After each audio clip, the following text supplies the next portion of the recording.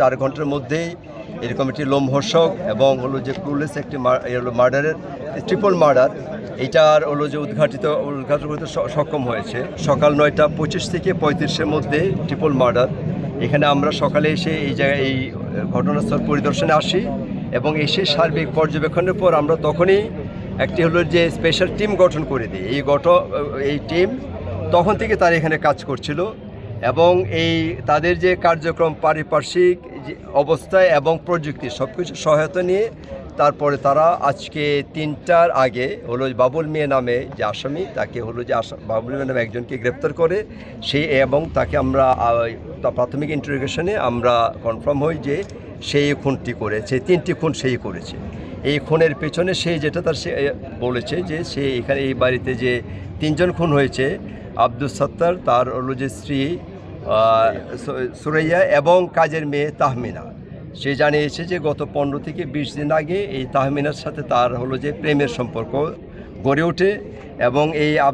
বাবুল মিয়া সে হলো যে কষাইয়ের কাজ করে, কখনো কখনো রং মিস্ত্রির কাজ করে এবং এই বাড়িতেও নাকি সে আগে কাজ করেছে বলে জানা যায়। এইসব প্রেমের সম্পর্ক গড়ে ওঠে এবং আজকে সে একটি ইলমোটিভ একটি অসৎ উদ্দেশ্যে আসছিল, কোনো ফিজিক্যাল নিড থেকে সে হলো যে এই বাড়িতে আসছে। আসার পরে সকালে সে 9টা 25 থেকে 35-এর মধ্যে এই বাড়িতে সে ঢুকে যখন নক করার পরে সে কাজের মেয়ে যে আছে সুমাইয়া তাহমিনা সে দরজা খুলে দেয় এবং দরজা খুলে তাকে ভিতরে প্রবেশ করে আবার দরজা বন্ধ করে দেয়। পরবর্তীতে তারা একটা হলো যে রুমে যাওয়ার পরে এর মধ্যেই সেই মেয়ের সাথে তাহমিনার সাথে তার কথা কাটাকাটি হওয়ার পর যে সে যখন এখানে আসছে তার সাথে একটা ছুরি ছিল, এই ছুরি দিয়ে সে তার আঘাত করে এবং এই আঘাতের পরে বাড়ির যে ভদ্রমহিলা উনি যখন আসলেন, উনি সুরাইয়া যখন আসলেন তখন সে তাকেও আঘাত করে মানে হত্যা করে। এবং তৃতীয়ত তার এই যে আব্দুস সাত্তার যিনি ছিলেন উনি যখন তারা আসলেন তখন তার সাথে তাদের একটা ধস্তাধস্তি হয় এবং সে তাকেও পরবর্তীতে ছুরি আঘাত করে আঘাত করে এবং তাকেও হত্যা করে। এই 3টি হত্যার সম্পন্নের পরে সে বারান্দা দিয়ে নেমে পড়ে হলো যে পালিয়ে সে হয়তো কোথাও চলে গিয়েছিল, কিন্তু আমাদের টিম তো এই প্রযুক্তির সহায়তা এইটা তৎপর ছিল। পরবর্তীতে সে তার বাড়ি যে রায়নগর ওখানে সে ফিরে আসে এবং আমাদের টিম গিয়ে তাকে নিয়ে